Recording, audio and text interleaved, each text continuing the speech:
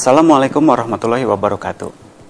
Pemirsa Majelis Ulama Indonesia yang dirahmati Allah Subhanahu wa Ta'ala. Alhamdulillah, dalam bulan Ramadan 1437 Hijriah bertepatan dengan Hari Lingkungan Hidup Dunia, Majelis Ulama Indonesia mengisi bulan Ramadan ini dengan program Eko Ramadan. Sebuah program untuk meningkatkan kesadaran umat muslim di Indonesia tentang pentingnya pelestarian lingkungan hidup dan pengelolaan sumber daya alam yang sesuai dengan ajaran Islam. Ini merupakan sebuah wujud menuju ketakwaan. Alhamdulillah, dalam kesempatan ini telah hadir narasumber dari UNICEF, sebuah lembaga perserikatan bangsa-bangsa yang memfokuskan programnya untuk peningkatan kesejahteraan anak, khususnya anak di Indonesia. Baiklah, narasumber pertama dari UNICEF, Ibu Lauren Rambel. Selamat pagi, Ibu. Selamat pagi.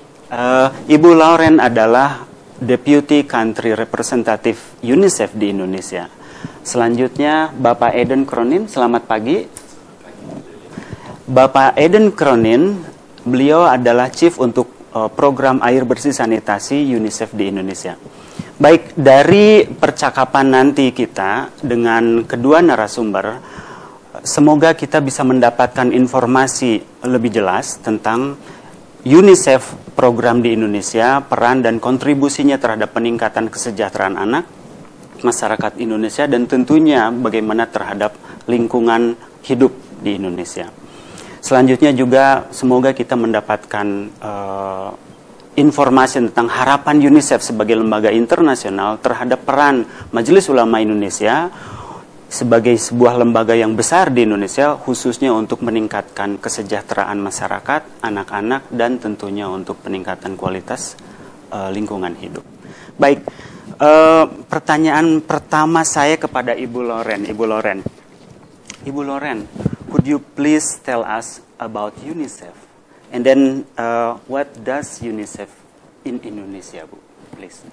Thank you for having me here this morning. It's such a pleasure to be here during this holy month of Ramadan.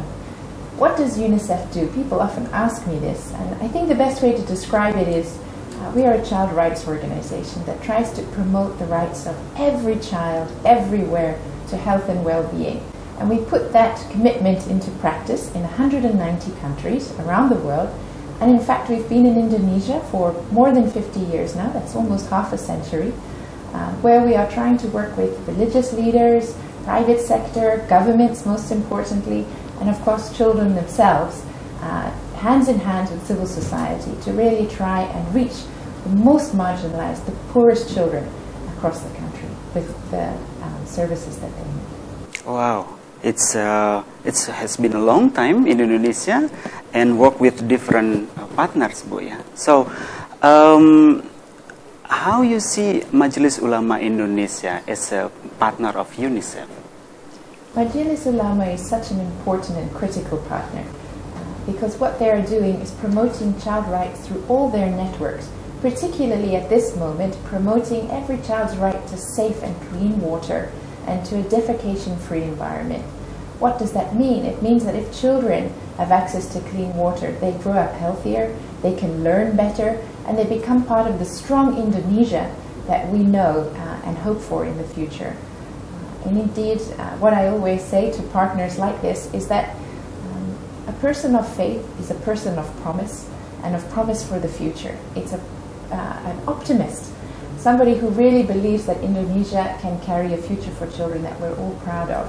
And it's work like this, the collaboration between UNICEF and the Majelis Ulama, that helps to keep that promise true. Thank you, Bu. Bu Lauren, so far we heard about the Sustainable Development Goals at global level. It's still ongoing work, but sounds very important. I guess it's also for Indonesia. So, how you see this relevancy with Indonesia SDG goal and also objective, especially related to this specific partnership between UNICEF and MOE? Thank you for the question. It's very timely. Last year, towards the end of last year, governments from all over the world made, talking about promises, made a promise to children. They came together to say that they will, by 2030, very ambitiously, achieve certain targets. And those targets are all promises, we think, for children, for the next generation. Sustainable development for children. They make promises like clean and safe water for every child, for every family. They talk about a defecation-free environment for every child, every family. The right of every child to grow up in a clean and unpolluted environment. If we think about Jakarta today, so much traffic, so much pollution, and more children are dying of pollution than malaria and HIV combined. So this is a very good time for Majelis Ulama, as a prominent Muslim organization in Indonesia, in the largest Muslim population in the world, to take a stand and say, let us achieve these promises with our community. Let us make those promises true. Let us join hands at the community level. Let us make the mosque the center of child's happiness, where we provide love and care, and we take promises back to the community to keep our communities clean and pollution free. Oh, thank you. It's a really big objective, but as you said, that Indonesia is on that direction. So now to Pak Aidan Cronin, Pak. So far, MUI and UNICEF, especially WASH program, is doing something. So could you please elaborate or explain to us what is all about and what actually you want to achieve with that program? Yeah, thank you, Lilik. Actually, the partnership started last year between MUI and UNICEF. I think it's centered around exactly what Lauren has already said, that a shared set of values around the deep respect that Islam has for child rights and well-being. From that, we found a very common ground in terms of water, sanitation and hygiene. There are a lot of problems still in Indonesia. We have 51 million people open defecating, according to the joint monitoring program of WHO and UNICEF. We have 33 million people accessing unimproved water sources. We know that this poor water, sanitation, hygiene is having a big impact on child health. Approximately, we know that 66% of we know that children in households open defecating have 66% higher rates of diarrhea, and we also know that it's not just about their health, it's also about their nutritional status. There's significantly higher impact of stunting when a household is not accessing an improved latrine. So around this shared concern, UNICEF and MUI came together and produced a series of important guidance documents. One was a background document on why water and sanitation is so important in Islamic teaching. The second was a book of Friday prayers and sermons for the local imams and religious leaders. And the third was a fatwa. And that fatwa was launched at the Munas last August. And it has actually a very, very far-reaching and significant contribution to Indonesian society in real terms, because we're looking at, in the fatwa, to the use of zakat funds for reaching the poorest of the poor with improved water, sanitation and hygiene services. So this has massive implications and reach for improving the current situation and to reach the sustainable development goals that Lauren referred to. Where we are at the moment in terms of linking with the government is that Ministry of Health is a key partner in this relationship as well. They have just had a series of meetings across the regions of Indonesia, looking at raising awareness of the fatwa to the local province health offices, and that ties in very well as well with the RPJMN target, which is universal access to safe water and sanitation for all Indonesians by 2019.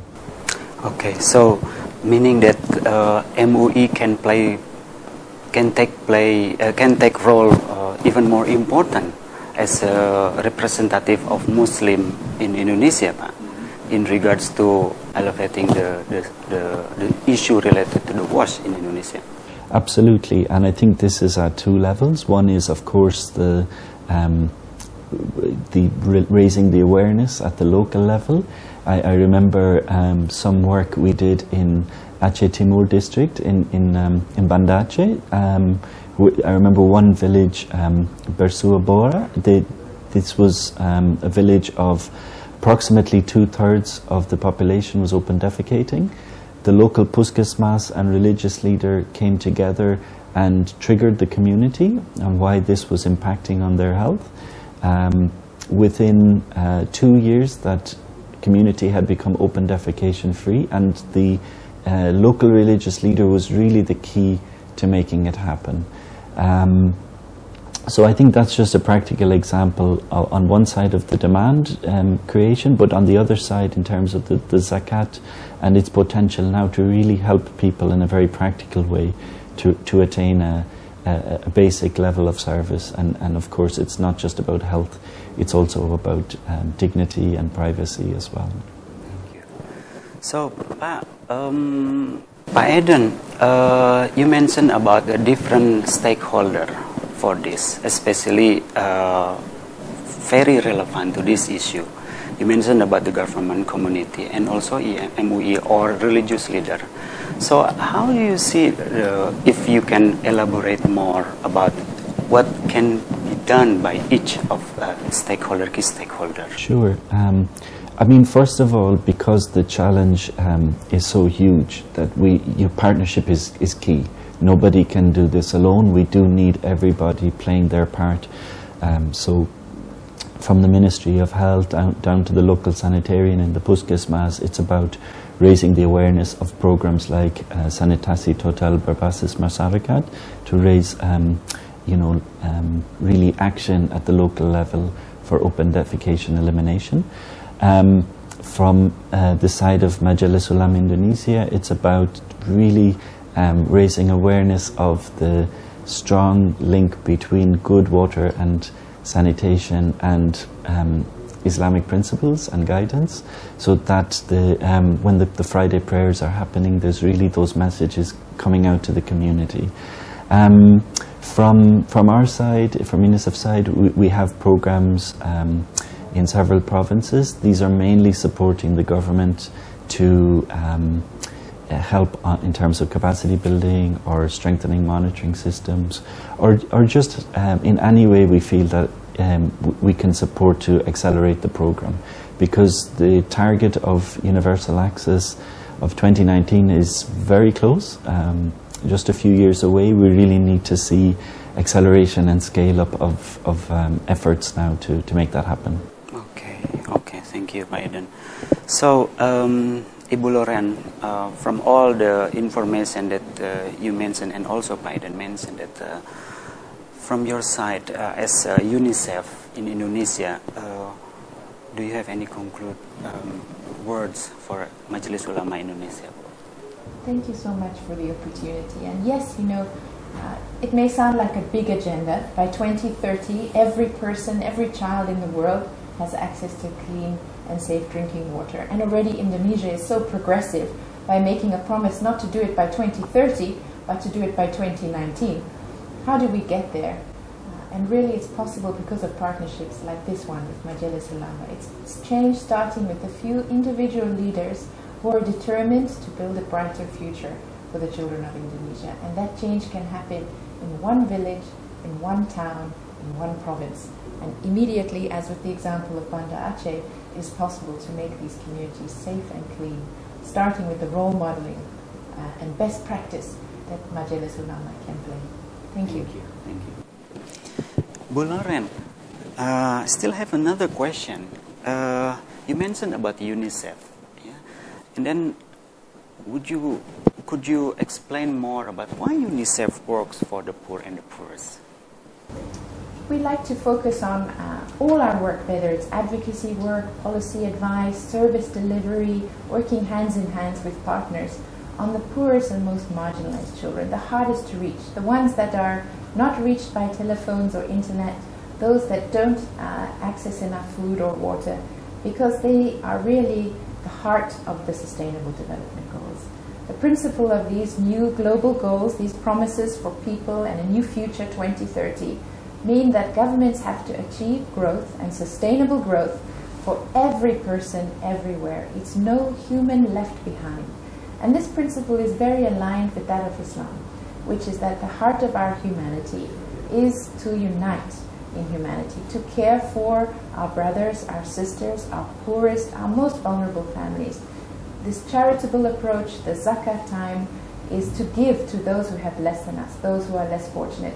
And that is the principle of humanitarian work at the heart of our mandate. And you see also some potential stakeholder who also focus on this specific target of community. How you see, Bu? Absolutely. I see all of us taking hands to look after those who have less than we do. And it may be the Majelis Ulama, it may be a caring teacher who notices a child who comes to school hungry every day. It may be a parent who looks next door to their neighbor and sees a child not going to school or simply not having enough to drink or eat. It's that taking care of one another and uniting in that care. So it can be a community organization, an international child rights organization like ours, the government of Indonesia, and the Majelis Ulama. We all have a part to play in achieving the Sustainable Development Goals. Thank you. Pak Aidan, you already mentioned about the WASH program in UNICEF, especially focused in Indonesia. Could you elaborate more, Pak? WASH program in Indonesia of UNICEF? What do you do in Indonesia, Pak? Yeah, thank you. Well, we have two levels of our work on WASH. We have here at the national level, supporting the government, Ministry of Health and Bapenas on really looking at some of the overarching issues like the profile of who is being reached, the monitoring systems to make sure, as Lauren said, nobody is left behind. And then at the local level, it's very much about supporting the the rollout of the programs like SDBM, and to make sure that these are rolled out in all the communities to support the government in terms of capacity building. We have offices across Indonesia: Jayapura, Kupang, Makassar, Ambon, Banda Aceh, also in Surabaya. We have WASH programs which are mainly supporting in eastern Indonesia, the local government around a few key pillars. One is the community sanitation, second is understanding the risks to water quality, and third is WASH in schools. So WASH in schools is actually a very powerful program. We all want our children in school learning, developing, growing, but of course if there's an unclean environment or an environment that kids don't feel like they can easily learn, that obviously doesn't help getting kids into school and keeping them in school then. So we really work with the teachers and with the district officials to make sure that kids can do something as simple as putting their hand up in class, going to a facility to go to the toilet, a clean functioning facility, one they don't feel scared to go into. They come out, they wash their hands with soap and water and go back to class. It should be that simple, but we know that the ratios of children trying to access toilets often are over 100 children per toilet, which is unacceptable.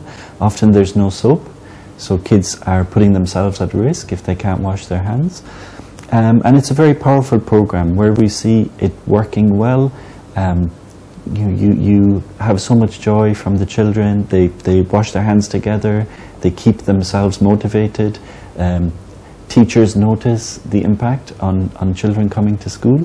So So this would be really a message for the viewers to, you know, if there's one thing to remember from this program, one action point is to please see the facilities in your child's school and make sure your kids are taking that message of washing their hands to school and at home as well. Okay, you mentioned about the elementary school as a target for WASH. Do you have any specific target for adolescents, especially in WASH program, Pak? Yeah, you're very right. This is a key age group that often get neglected or feel their voice is unheard. One issue we know more and more about is adolescent girls who start to menstruate. That this is a big challenge for them, especially at the time of, you know, changing their bodies, changing their relationship with boys. So good facilities in schools make a very big impact at that critical time. So that girls have a place, a private place that they can go and change their clothes if needed, change their sanitary pads if required, but mainly that they have a place that they feel that they can be alone for the time that they need to be. We've been working with the Ministry of Health on this, but also what has been very nice is having this dialogue also with Majelis Ulama Indonesia, because these are all adolescent girls are also part of the community, and at a critical time that we can reach them. So we're one of the plans of our partnership is this year to produce guidance through the lady prayer groups to help these girls at this time. Okay, so of course using Islam teaching also in. Thank you Pak Aidan, thank you Ibu Loren for your time. So pemirsa, demikian percakapan kami dengan narasumber. Semoga ini memberi manfaat bagi kita semua. UNICEF sebagai sebuah lembaga internasional ikut berperan serta dalam peningkatan kesejahteraan anak-anak maupun masyarakat Indonesia secara umum, dan tentunya lingkungan hidup di Indonesia ini. Melalui kerjasama dan kemitraan yang begitu kuat antara UNICEF dengan Majelis Ulama Indonesia menghasilkan sesuatu yang lebih baik bagi kehidupan masyarakat di Indonesia. Satu hal yang perlu dicatat dari ini semua adalah bahwa ternyata Majelis Ulama Indonesia mempunyai peran yang sangat besar dan mempunyai posisi yang begitu kuat, bahwa bantuan maupun kontribusi terhadap program yang saat ini sedang dijalankan oleh pemerintah khususnya untuk mencapai universal akses bagi air dan sanitasi di 2019 ini juga bisa tercapai. Demikian pemirsa MOI TV yang berbahagia, saya Lilik, wassalamualaikum warahmatullahi wabarakatuh.